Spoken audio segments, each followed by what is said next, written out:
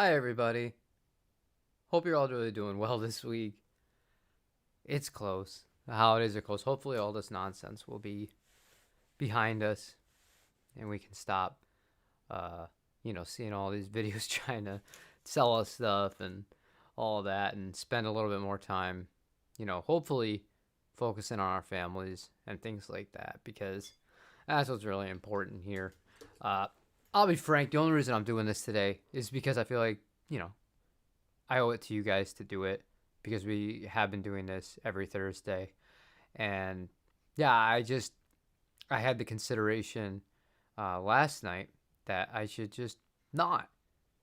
Because as fun as this is, like it is the holidays, like all three of us are here right now, and I would like to be able to go and kind of hang out and do a little bit more stuff that involves, Christmas and family and stuff like that. So, with that being said, I do want to talk about some stuff if you guys are down for it because I've received a lot of backlash, and that video that got posted yesterday was kind of crazy because the only reason it came about with the Telecaster was because people are insane on the internet. It's one thing to disagree with somebody, and I say this, and if you're somebody who watches these streams, you'll know I beat this to death. Like, I don't care what people play, I really don't. And if there's a piece of gear I know I don't like, we could think of some guitars I don't like, some amps I don't like. I don't find myself going to those videos and just telling everybody who likes that stuff how terrible it is or how they're wrong for everything. And just nonsense. Nonsense. 1-800 number. That's not a number you don't want to see. But when it comes to the Fender stuff, I made the video about the Roadworn 60 Strat, and some people were like visceral about it. And I thought the biggest concern was going to be the price of it because it's a Mexican guitar that's close to $2,000, which that's a discussion we can have. You know what I mean? And obviously you or myself, we have no say over any of that. But it was just so many people just crazy over the fact that something had vintage specs and just straight up, like, some of them. One guy, I don't get rid of people on this channel. I got rid of him. Just vile.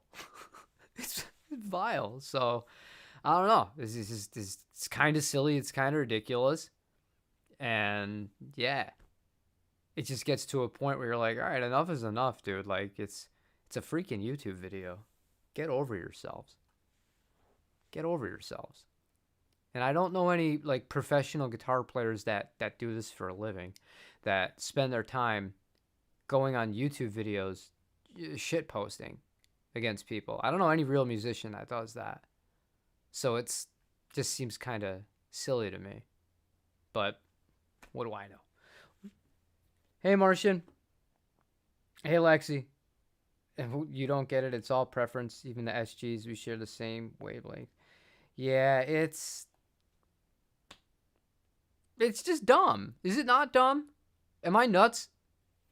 And I just read the crap, and I'm like, why even bother making this? Why even bother making it? Because there's just no point. And I'm not talking about me making the videos. I mean, why bother making a comment about something you know you're not going to like from the offset before you even click the video? You can look at the thumbnail, you know you're not going to like it. So you're clicking something intentionally just to do it. And then, well, one guy even said, you should be thanking me because I'm helping your channel. You're a small channel, and the engagement helped you. You're welcome. Really?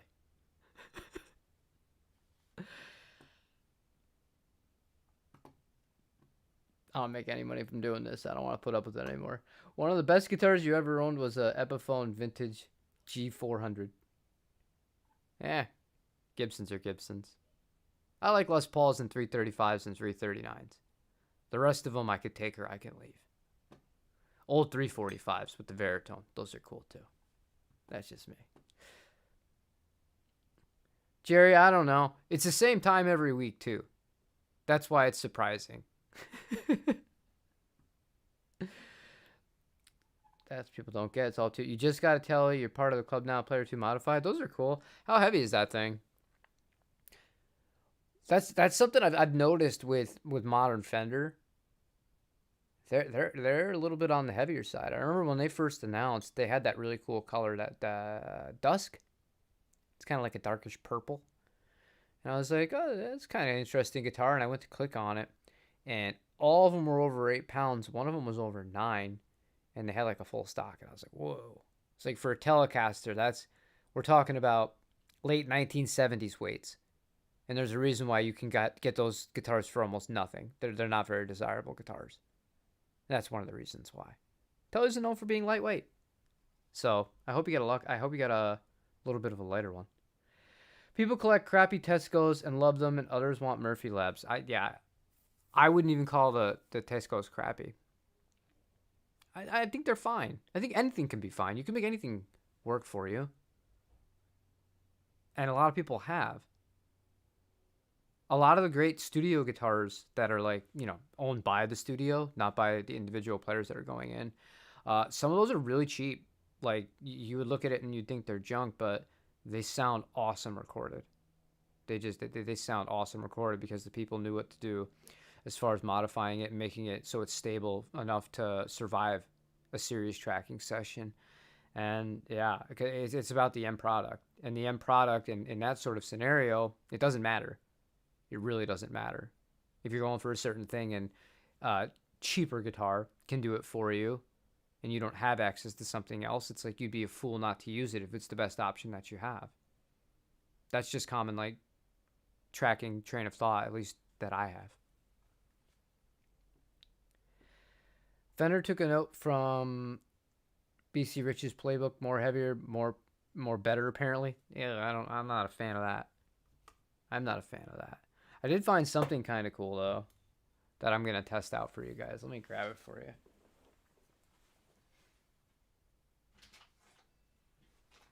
All right. See this? This is a Kluson. It is an aluminum milled block for a Stratocaster. This will take half a pound off a guitar. You believe that? So I'm really curious how it's going to sound compared to the ones that come stock, the steel ones. And if it makes any difference whatsoever. And I don't normally format videos, especially comparison videos, in the way that I'm planning on doing it here. But I don't think I'm going to say anything about which one is which at all.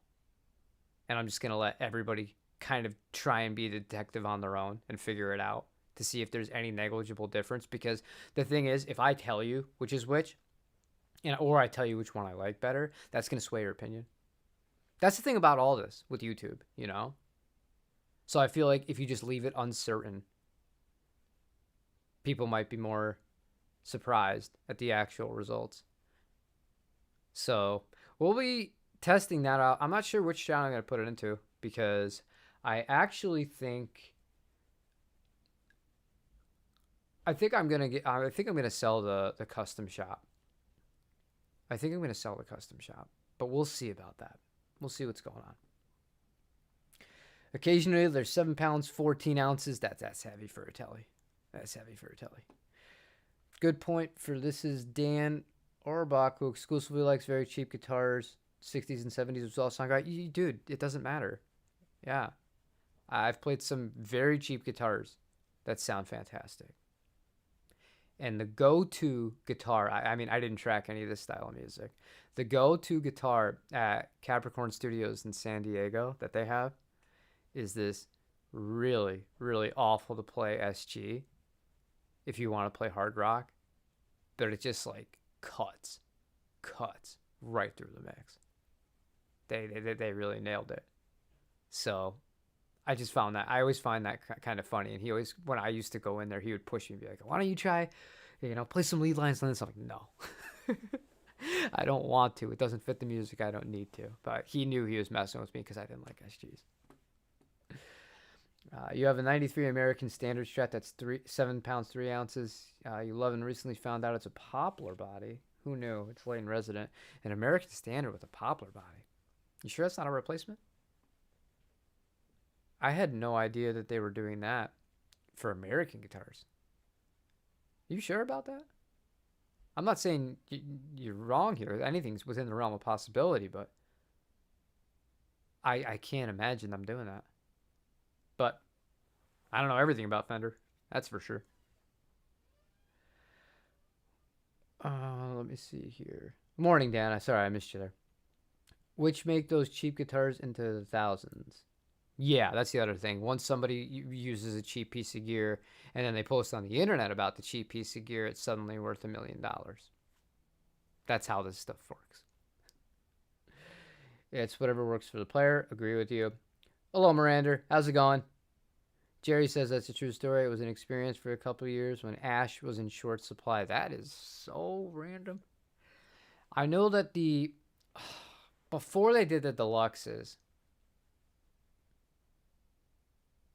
they had elites originally. Those were ash because I'm the guitar player that the first band I was ever in. He had two Strats. He had a red Mexican standard Stratocaster, and then about a year after we were playing together, it was like he was like 15 at the time. I was the youngest one in the group, but he saved up and he bought an American one that had the teal transparent finish on it, and I always thought that was such a cool guitar with the maple fingerboard. And I remember that guitar being very light. I hope he still has that. I haven't talked to him in years. He grew up, had a family, did the smart thing, got away from all this, just does music for fun. You can tell by the wood shavings that popular leaves. Yeah, there's clues to everything. Same thing with Japanese guitars. A lot of people get those wrong a lot, especially with the older Fenders. They get it like terribly wrong. Even like the bigger shops, where they're experts. There's very simple things to check, and it's not done right. So, it is what it is. You bought a Jag from who?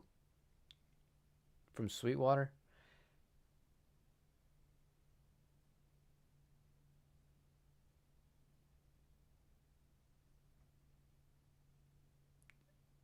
So you're saying you bought a Jag from Sweetwater. It says it was going to be there on the 19th, and now it's March 2026. Sounds have them in stock.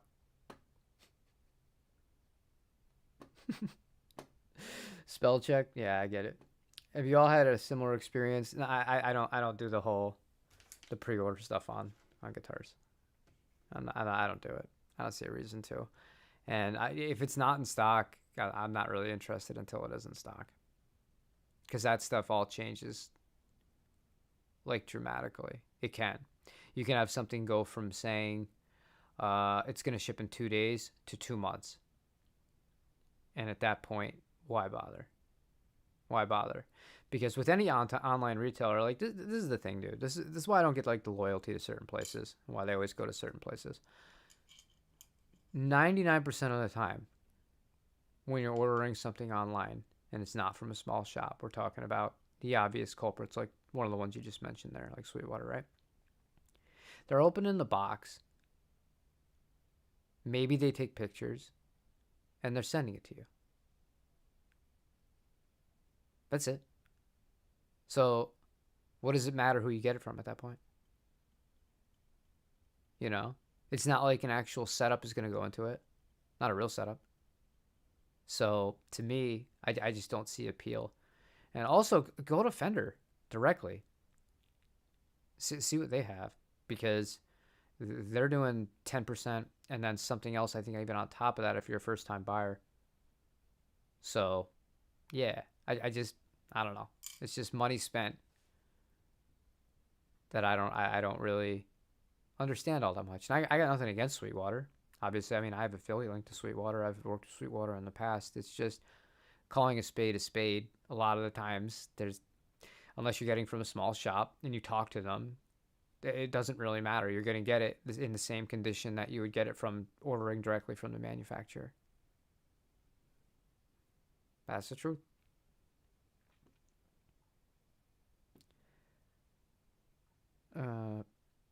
Poplar is a great wood. One of the unsung heroes. Well, yeah, I still feel the same way about basswood. Everyone craps on basswood. They don't get it. And they're like, well, why is Fender Japan so cheap? It's not that Fender Japan is cheap. Basswood is abundant in Japan.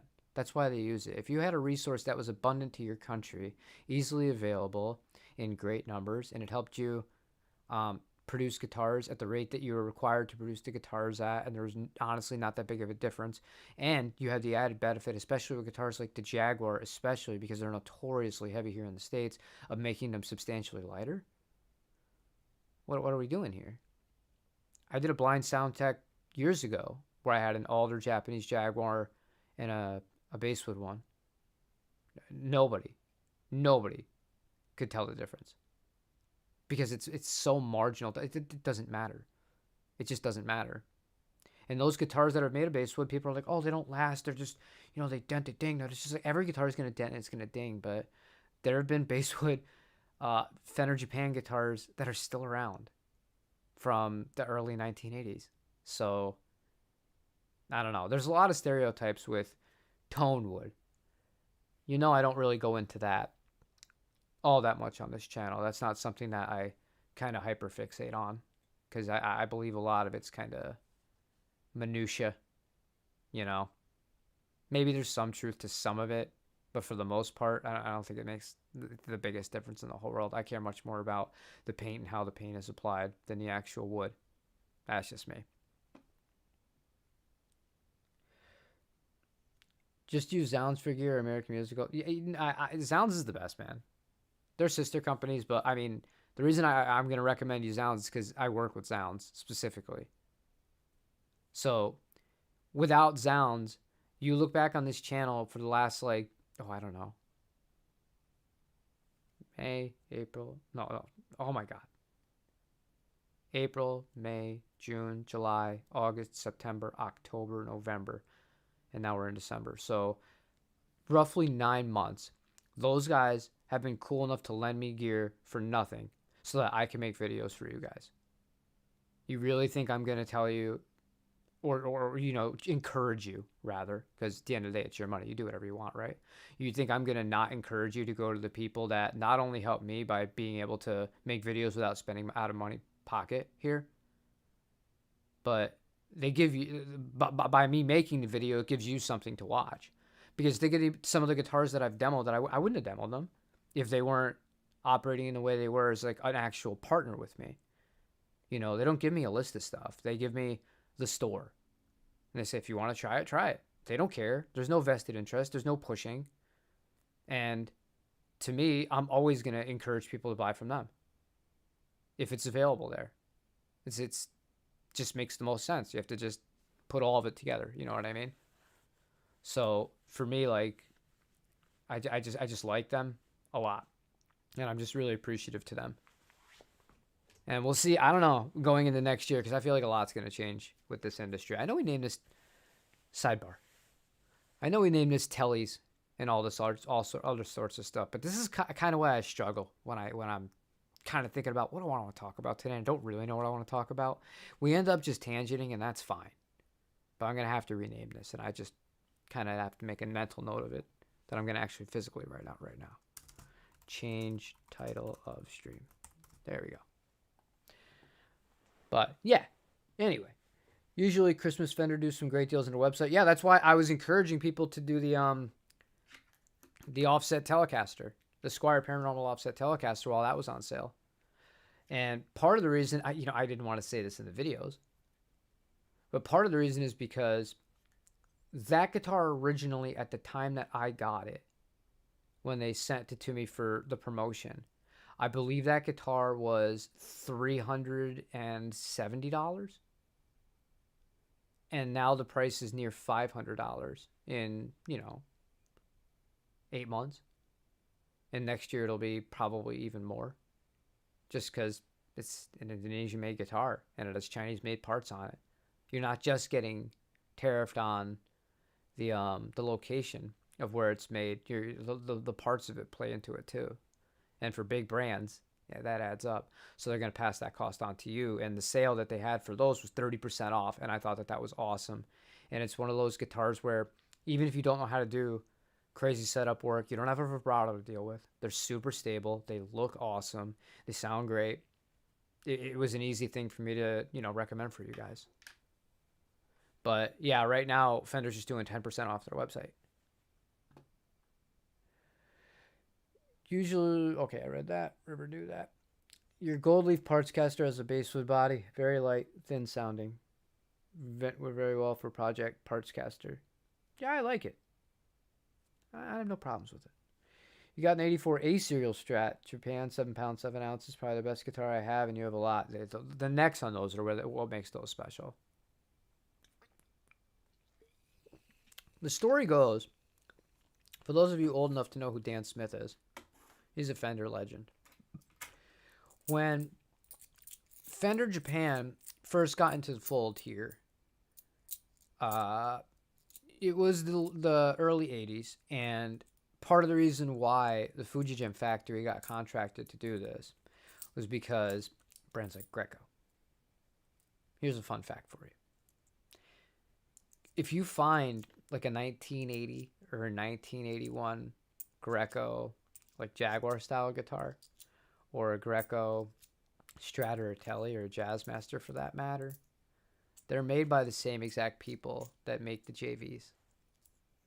They're not worth as much because they say Greco on the headstock, but the quality's there. But they were so good that when Fender USA decided, you know what, we'll do kind of reissue stuff and we'll see how it goes. All right. They had lines that were meant for domestic, Japanese, and then they had lines that were made for export the rest of the world. When Dan Smith and the crew went to Japan to see how the first guitars were actually coming out, they could not believe it, and the American workers were in shock to the fact that one of them cried of frustration because they had gotten it right in like their first try. In reality, it wasn't their first try because, as I said, they were making the Grecos at the time. But Fender America was in such a bad place, and they had lost their way from those sorts of guitars to such an extent that feeling the Japanese do it, and the Japanese being obsessed with the 50s and 60s Fenders, the ones that everyone loves, that they get them so right. To get that high of praise from Dan Smith and his crew, and obviously those are historic guitars at this point. I'm very fortunate to have two of them. I think it's pretty interesting. And the neck carves were one of the big reasons why. They get the necks. They got the necks perfect. So perfect. They didn't get every single model and every single neck carve, but the ones that they did, outstanding. Don't ever sell that.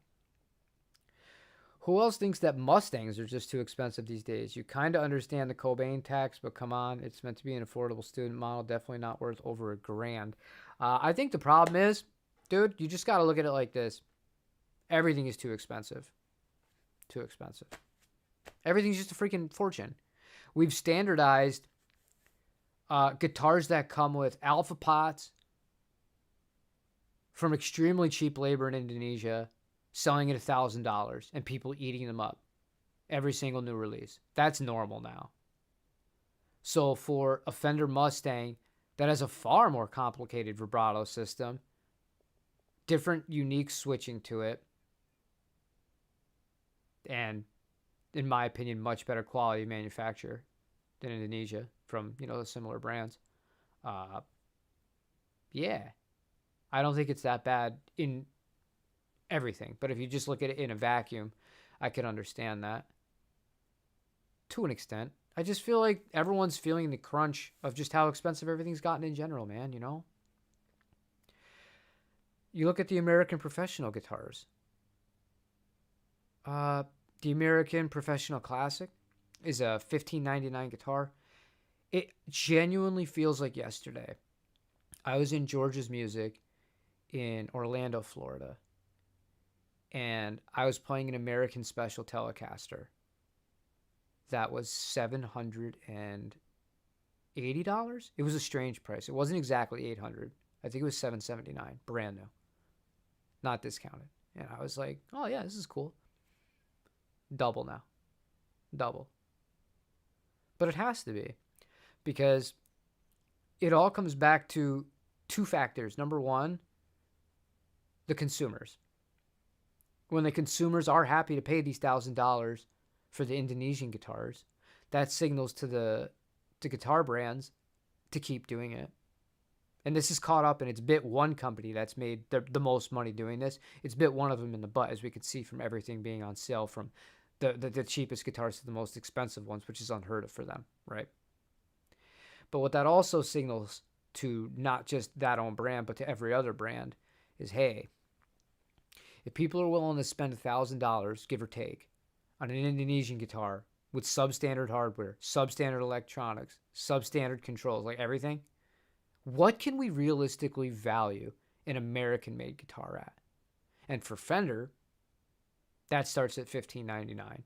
For Gibson, that starts at $1,599. Both of those come with soft shell cases, but it really makes me appreciate, this is going to come out of left field, Gibson the most.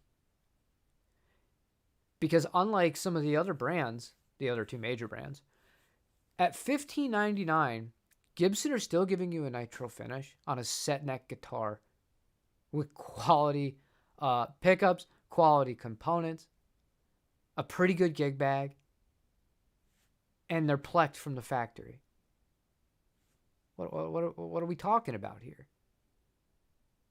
Whereas with the Telecaster, the cheapest one you get is the American Professional Classic, and same price as that Gibson, poly finish, and it is what it is. The gig bag isn't as nice. I have both of the gig bags here. That's not to say a Les Paul is better than the Tele. Tele is better than Les Paul. I'm just saying, if you look at the value, and then the worst value of all are the third brand, in my opinion. They're the worst value outside of the Vela. The Vela is priced very accordingly. I think that's a great price, and I love that those guitars. The sale price I like even more. The semi-hollow bodies for $1,500. I think if you're a fan of the PRS guitars, that's one. That's well worth it. But like the S2s outside of that, the ones that are like the middle ground between the SE and the full-on cores. The thing about a Gibson, right, and a Fender. Hold on.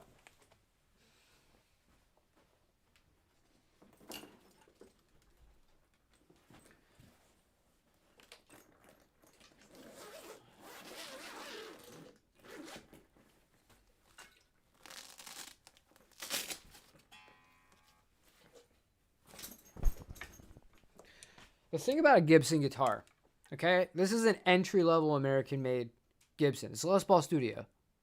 When you look at it, outside of the binding on the body, there's nothing that shouts like, oh, this is a cheap, inferior model to it. It's still got a figure top on it. It's beautiful.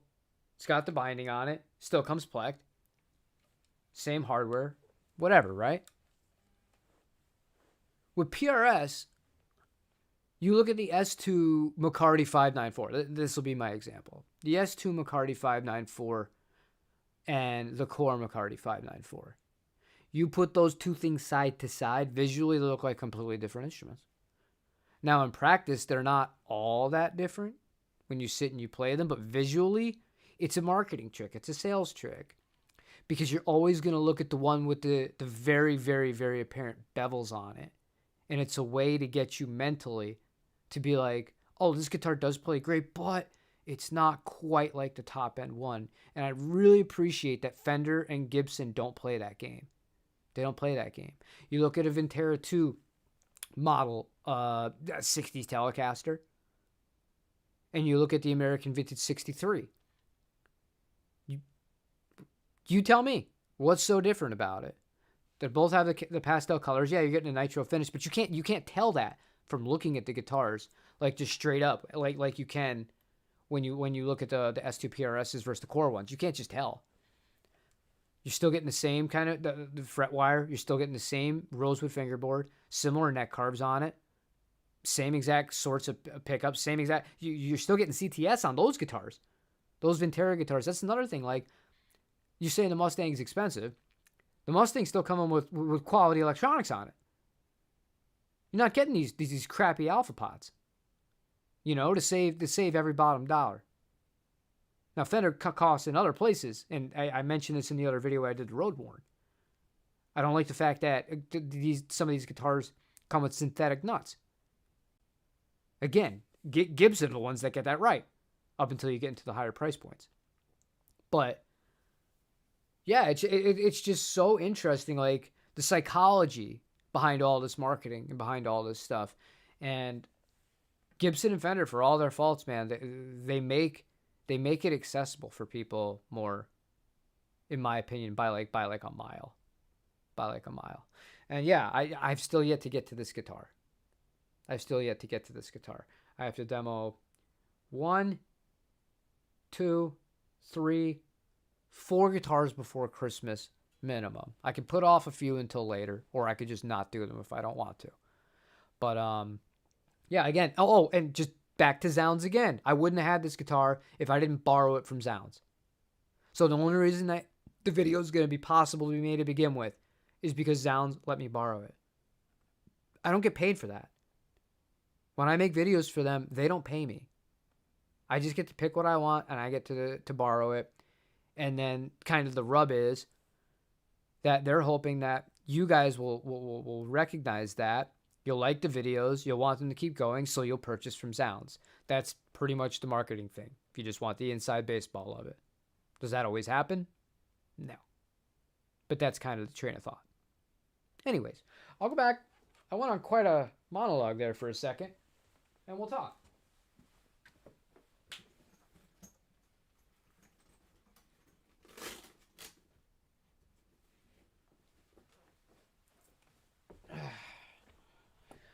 Okay.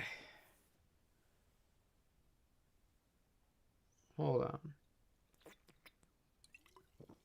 How far am I behind? Oh, I was with the Mustangs. Okay, so that's great because I addressed the Mustangs, and that's exactly where my diatribe went from, and I know where to start. So, let's see what's going on. Audiomo reviews are always great musically, proper playing on like lost gear channels. Are they lost, or where are they trying to go? I appreciate it. I don't know. I had another funny kind of back and forth with somebody who was very upset that I didn't demonstrate that you can't shred and do crazy sweep picking and 5 semitone bends on a vintage radius. He was very mad, and I'm not a proper guitarist. So I appreciate you not hating me for that. Having a hard time between the AV2 and custom shop. Price-wise is double in price. What do you think is worth investing in a custom shop? I would not look at it as an investment. And you're not going to keep your value either way. You're not. If you're buying new, you're not going to keep your value either way. Do you like the vintage specs or not? Do you want your guitar to look vintage? Or do you want your guitar to actually play like a vintage guitar? That's the question that you should be asking, not the one that you are going about with it. Because I will tell you this from firsthand experience. I have American Vintage sitting in that rack, and I have a Fender Custom Shop sitting in that rack. The specs are really the thing here. The paint is a little bit nicer on the Custom Shop, for sure. But value-wise, no, they don't. The custom shops, the only custom shops that really hold their value pretty well are Jaguars and light Jazz Masters in good colors. But Strats and Tellys are dime a dozen. They make too many of them. They don't hold their value. So unless you have like a really limited one-off with very, very out of the ordinary specs, that's part of the reason I was attracted to that Strat. The specs on that are not normal. Typical, rather, I should say. I wouldn't look at it like that. I would look at it as, what do you want? Do you want the more modern specs on a vintage-looking guitar, perhaps with or without some relicking? Or do you want the guitar that is just straight-up reissue? That's how I would make my decision. Either way, you're not going to be able to hold all of that money. That's just not part of this anymore. Okay, Fender have Fender Duosonics. Always been so cheap? Yeah, they're student models. That's what they started out as too. So, They're always meant to be cheap. I wish they made them the way they used to with a 22.5-inch scale length. They'd be a lot more interesting to me if they made those with the 22.5-inch scale length. As it stands now, they're Mustangs. Some Mustangs came with that scale length as well. So did Music Masters. All cool stuff.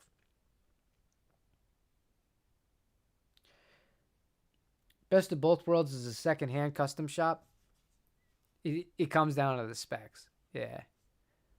It comes down to the specs. Because with that Strat, the reason I don't love it, there's two. Fretwire. I thought, I could maybe get used to it a little bit because I love the neck profile in the middle of the neck.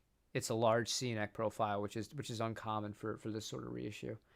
I don't love the fretwire on it.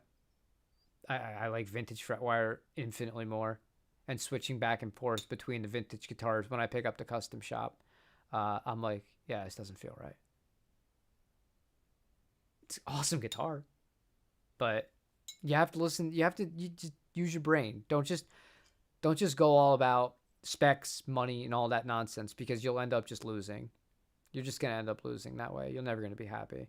You have to just, whatever makes you happy, if it sounds good and it feels good under your fingers, that's it. Don't overthink it. Be done. Okay. You already got one listing secondhand. Just something holding me knowing AB2 would just be just as good. I believe it would be just as good, the AB2, personally. That's my opinion. I've had great luck with the AB2s. I've loved all of them, the ones that I've had. The only one that I didn't love was the Jazzmaster, the 66, and the only reason I didn't love it was personal preference. I have the 65. The neck carve on the 65 is way more up my alley than the neck carve on the 66. That's it. So it was a personal preference thing, and I already have the 65, so didn't need the 66 on top of that. But luck-wise, with American Vintage 2s, I know that there's been so many people, and on YouTube, it's like you're always going to see the videos blow up where the guy either has a problem with the guitar, and it's like a genuine problem, or somebody who's just nitpicking to get views and just like trashing it for one reason or another. And like those videos become benchmarks as to the overall quality of an entire product line, and it's just nonsense.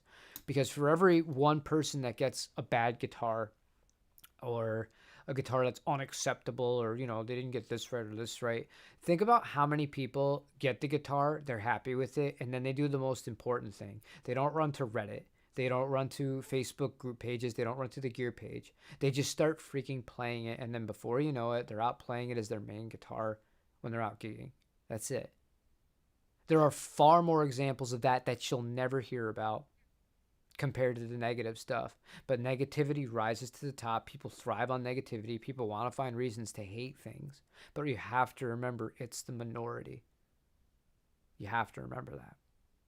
Just like crappy comments. For every one crappy comment, and it could be a really crappy comment, you get like 100 great ones, But that one negative one is always going to stick out to you. That's just human nature.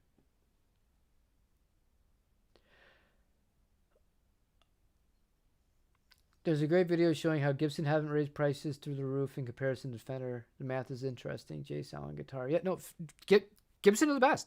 Like value-wise, they're the best. It's ridiculous to say, and I'm not like a Gibson player. I can just look at things objectively. I've demoed enough of these guitars. Like, they're the no-brainer choice to me, yet they're the ones that get the most hate. I don't know. Strange to me, though.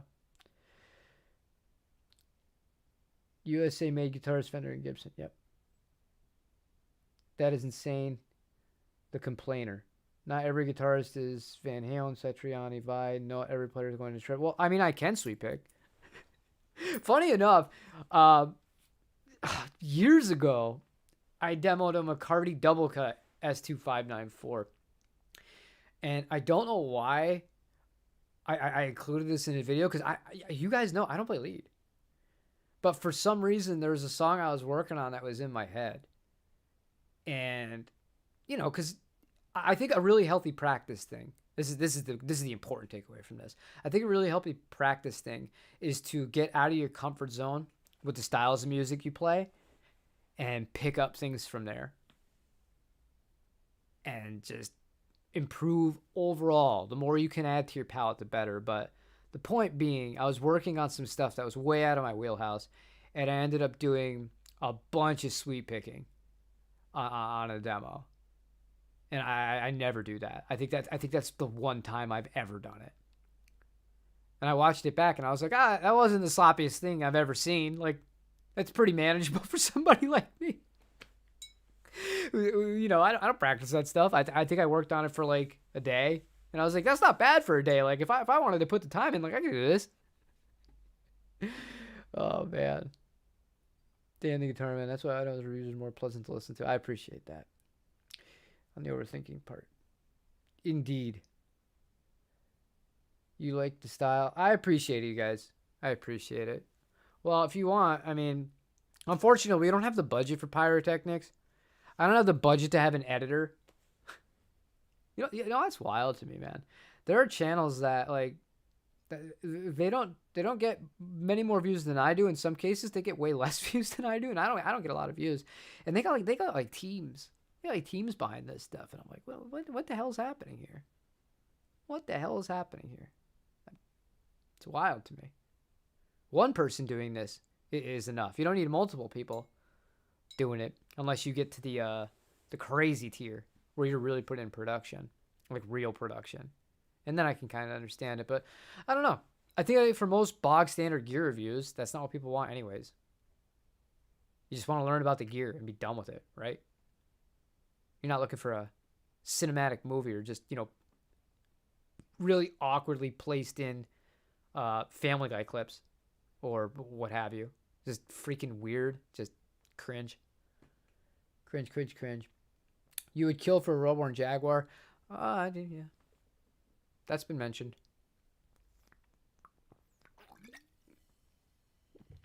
I'd like the Jaguar in general just to be, I don't know, in the American vintage line, but I'll tell you this about the Fender Jaguar. I don't care anymore. I don't care what they do. Doesn't matter to me. I have a great Fender Jaguar. You want to see it?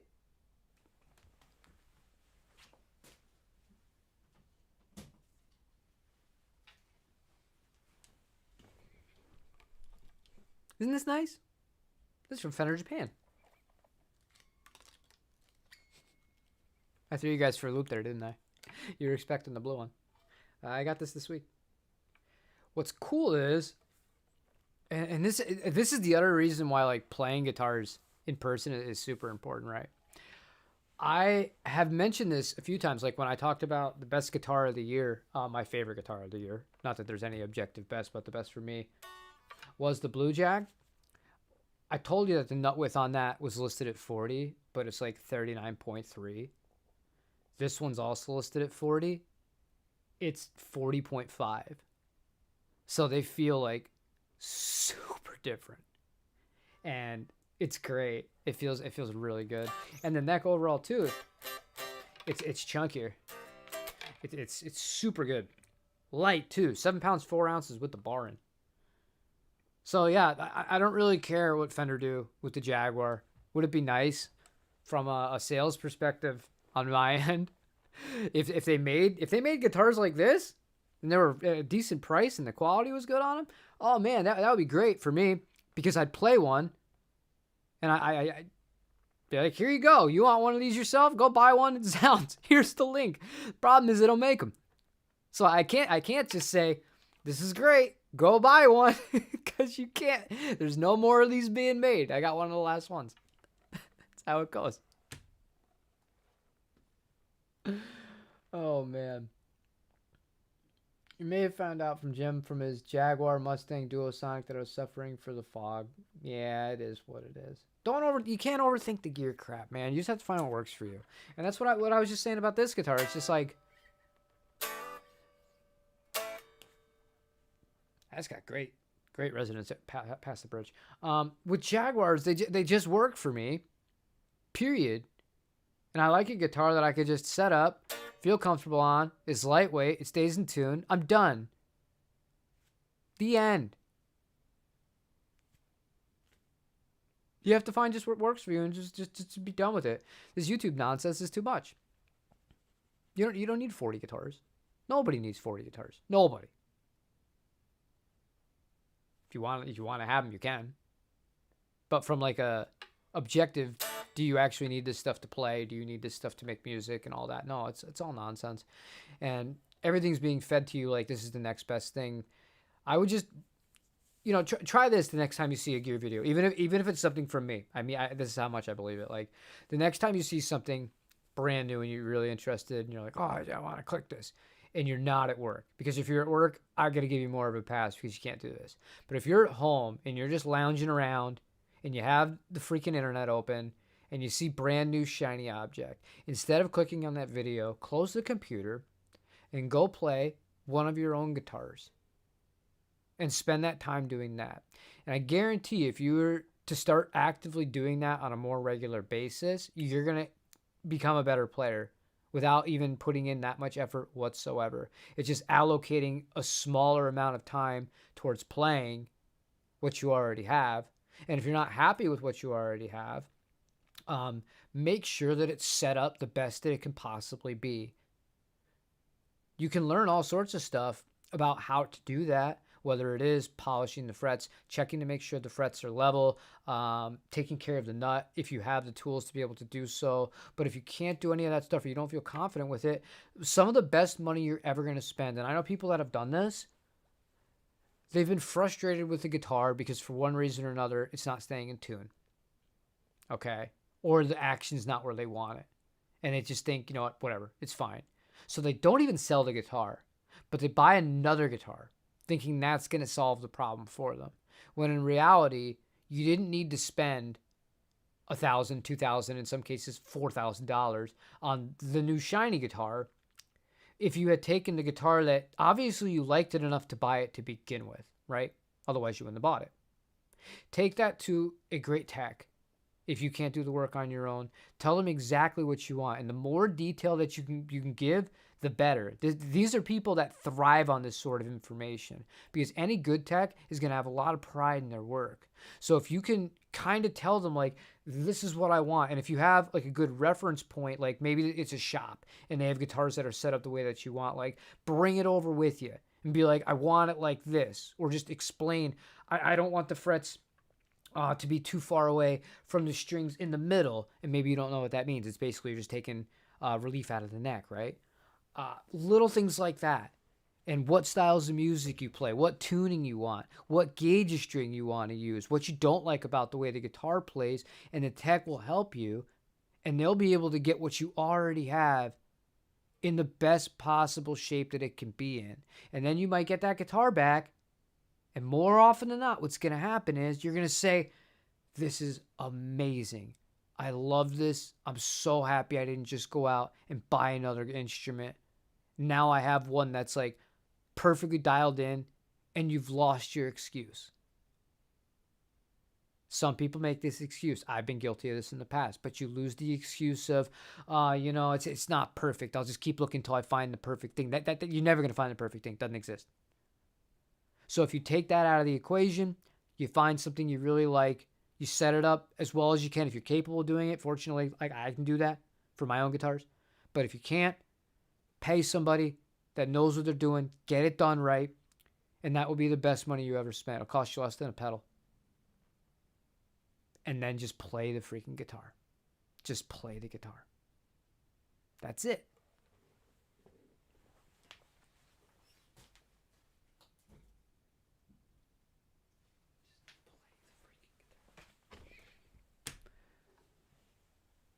Where are these great techs? Pay to ship it to me. I'll fix it for you.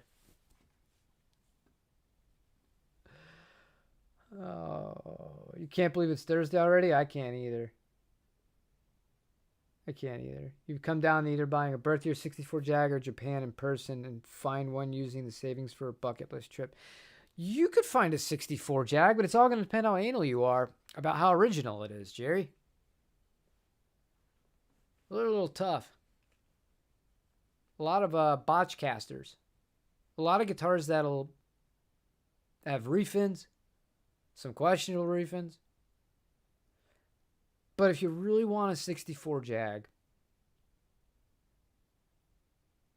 I'd try to find one in person, because that would be a fun trip too.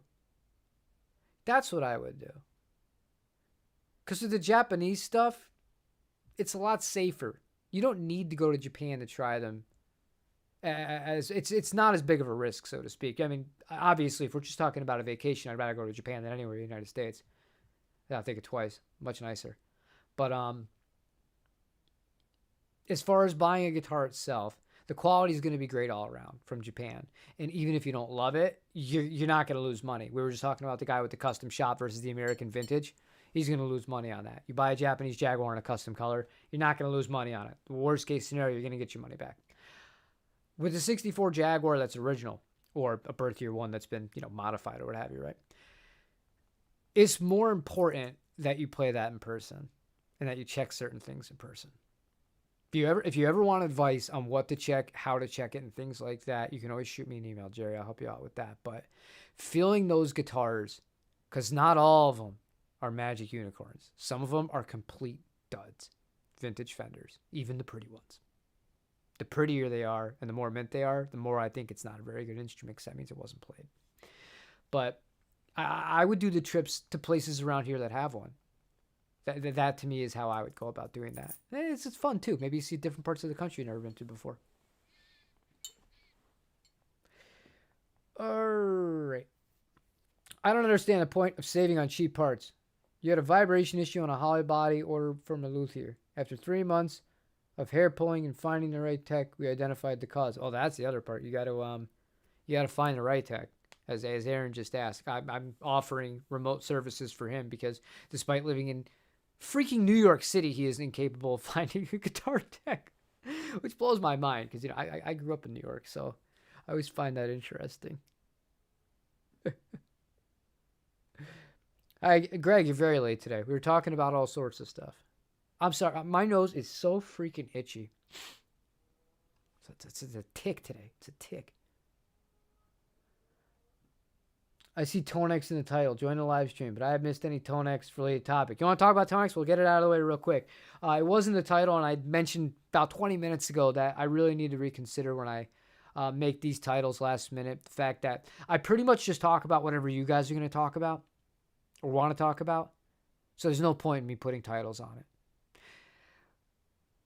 I've been using the Tonex. I don't love the cabinet. I feel like it's too boomy compared to playing with an amplifier. But what I've found is the greatest usage for the Tonex is recording a dry signal. So basically I have two utility boxes. One of them's over there. One of them is here. This guy. This is the reamp from from Walrus Audio. It's a Canvas reamp. What I'll do is I also have a Canvas DI box. The first thing my guitar hits is the DI box. Then it goes from XLR out into my interface. So I'm getting the dry signal. I mic everything up with whatever amp I'm using, the Marshall, the Fender, the Z, right? And then what I'm doing is I'm sending that DI track out of this guy into my Tonex. And then from the Tonex into the stereo pedals that I have. Because that way, I'm able to do stuff that I can't do with the single amplifier. It's mono. So I'm reamping the signal straight out from here. This thing gives me the perfect level control that I need. I got everything I need for phase, ground lift, high pass filter if you need that. It's fantastic. And with Tonex used in that context, it's fantastic. I hate the effects on Tonex, but I think the actual captures are great. And I've found it making its way into my workflow way more once I started doing it like this. And I thought it was really exciting because I am stubborn. I'm very stuck in my ways. And I'm recording still with the amp, with the 2 microphones, but I'm now introducing the hybrid setup to it, and that's providing me with more. And then you do the little trick where you have the 2 tracks, because you have your DI track, you have the 2 mic'd up tracks, whatever. And so really I have one sound source from the 57, one sound source from the ribbon microphone. Then with the DI track, I'm turning that mono track from mono into stereo via the Strymon pedals and the Tonex.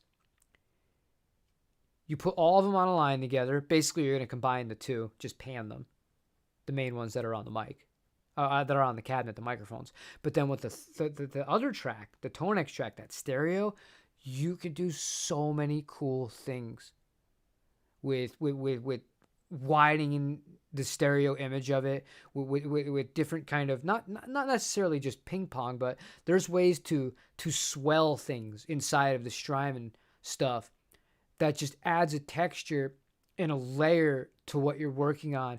And it is so cool. And the reason I wanted to mention the Tonex is because I love that it's as limited as it is, because to me, I just look at it as the amp box. It's just the amp box. I don't look at it as a multi-effects. Yeah, in a pinch, you could use it for that. I just look at it as such a valuable tool that allows me to not only change what amp I'm being used so I can add a completely different thing going on, but then introduce the stereo spread onto the same part. And a cool trick you can do is when you're in Pro Tools, you blow up the waveforms, so they're pretty big, and you just separate them ever so much by a few milliseconds, and it creates a much bigger chorus style effect, because that's all chorus really is. It's double guitar track, right? And yeah, like I've just been having so much fun, and I've been having great results with it. Combining a capture I have of the Vox with the Fender has been fantastic. And then with the Z, I'm using a combination of the Z with my Marshall Studio Vintage. And that might sound a little weird, but I love the clean sound when you plug into the second input, which is the normal channel of the Studio Vintage. I love that for clean tones. I think it sounds great, especially with the Fender Jaguars. It's awesome sound, right? You combine that with the Z, and it's like, this is so cool, because they just complement each other so well. So I found it really cool that I didn't need to just reset up the microphones every time. And with reverb especially, it's very difficult when you're committing to hard tracking to get it perfect. And if you screw up, if there's not enough reverb on the track that you need to have the analog reverb on, the only way going about doing it, again, you could do a reamp using this, except this time you're sending the signal into the front input of the amplifier at that point. And then you adjust from there. But if you don't have any reverb on the track, if you're cool with adding it in post, whether you're using an external analog tank or something like the Big Sky MX, which is what I've been using, you have all the control right there. You play along with it in the mix because you're using it basically as a hardware insert. And you can get it right where it needs to be, and it sounds great. Yes, I just spent 10 to 15 minutes, well, 10 minutes really, just praising Tonex, because I've just found it to be such an awesome tool. Never made a video about it, not dedicated to the Tonex, but I think it's great. And I think for the money, I think it's, if you already have pedals, it's like what are you doing? That's your answer here. You have pedals you already like and they're good. Just buy the Tonex. Just buy the Tonex. It's great. Not going to cost you $5,000. So there you go. You do want to start an anti-influencer guitar channel, so start it. Do it. Crap on everybody. I bet you get really popular. I bet you double my subscribers in 6 months if you just every day upload and you make fun of everybody who's popular. You call everybody a shill or fraud, liar, that sort of stuff. You'll do great. You'll do great. Because as we stated earlier in the stream, people thrive on negativity, dude. Okay. What if it comes back worse? If it comes back worse, Aaron, that's a personal problem that you've made a mistake.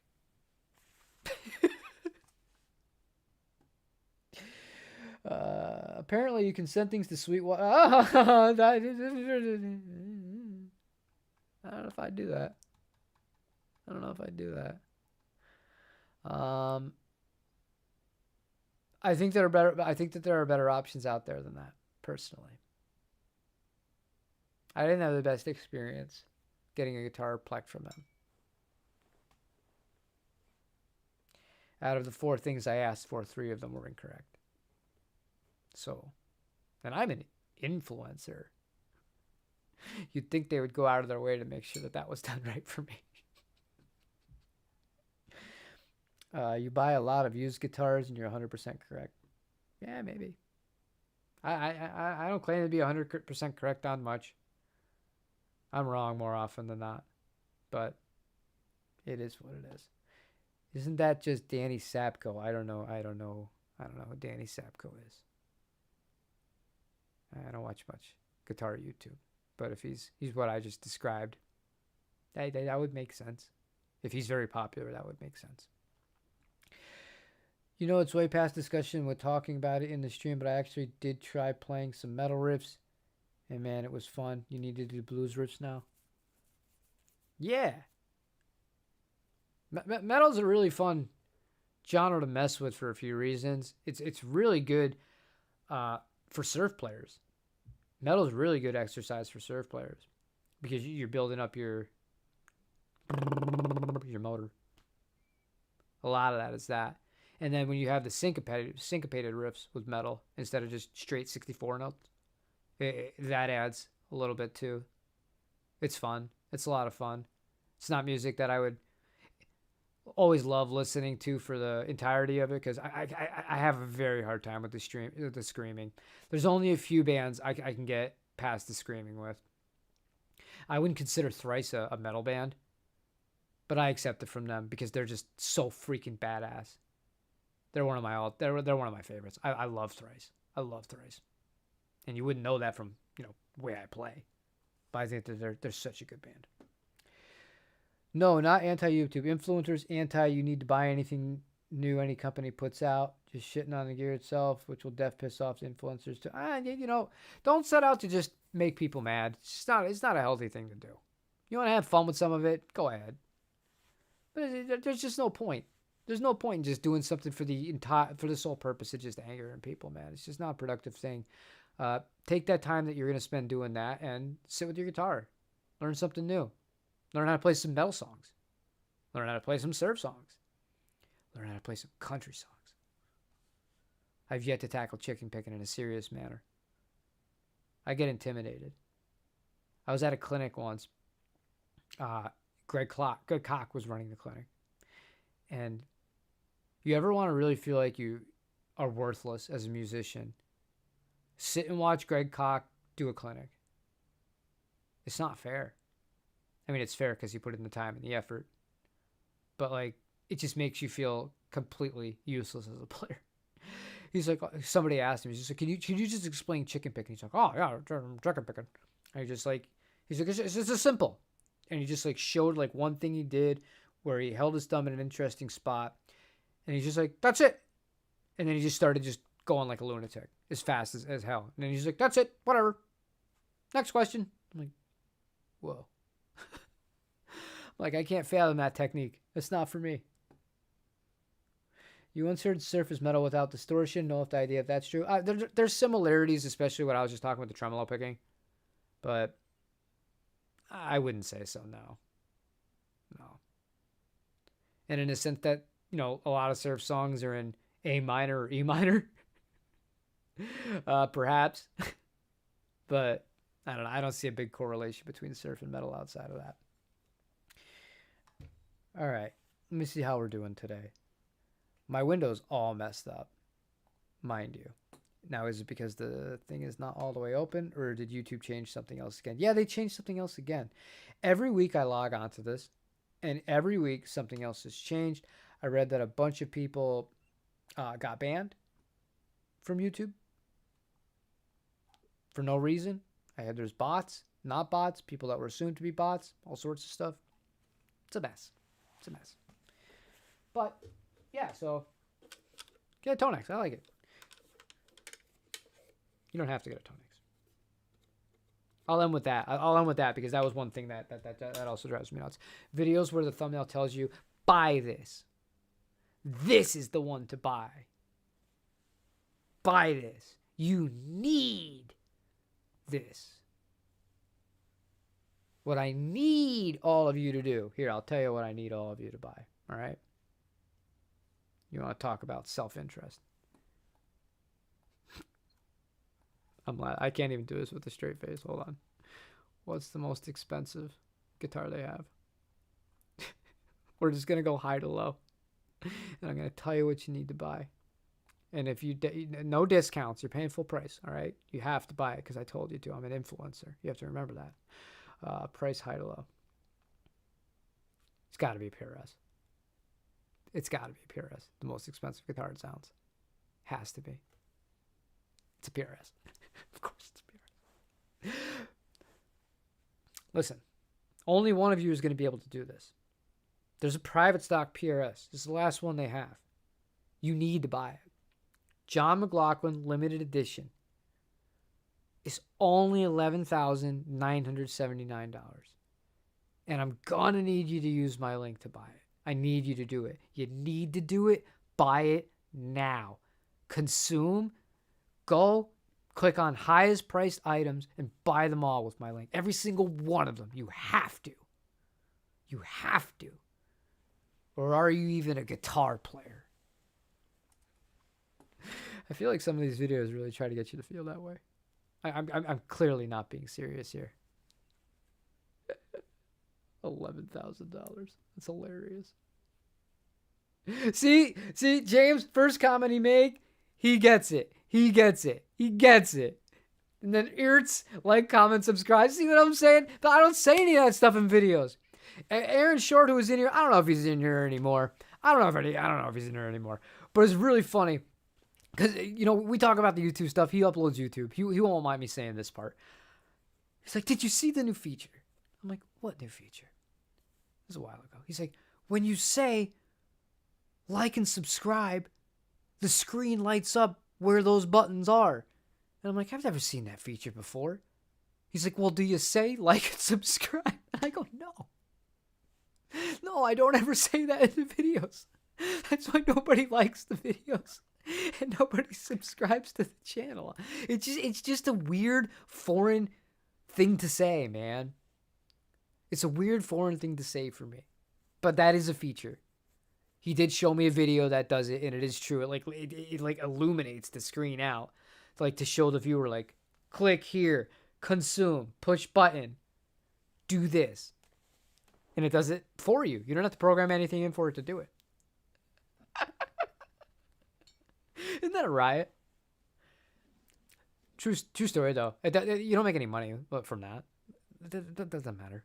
The only thing that liking the video does. Liking the video helps way more than subscribing because it tells the algorithm that it needs to recommend it to more people, and more people click on it, more people like it, more people type a comment telling you how you're a terrible guitar player and that vintage specs are worthless and you should just stop playing guitar and go learn how to build log houses or something like that. That's actually really good because that just means more people are going to get recommended it, which is a positive thing because the more views, the better, right? Meaning in theory, yeah.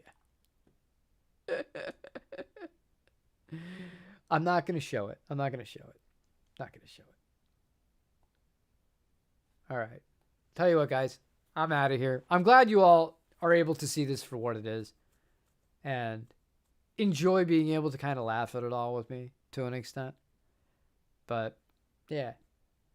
I'm going to go do family stuff for the rest of the day now. I don't even know. Like, this is so dumb of me because it's this December 11th.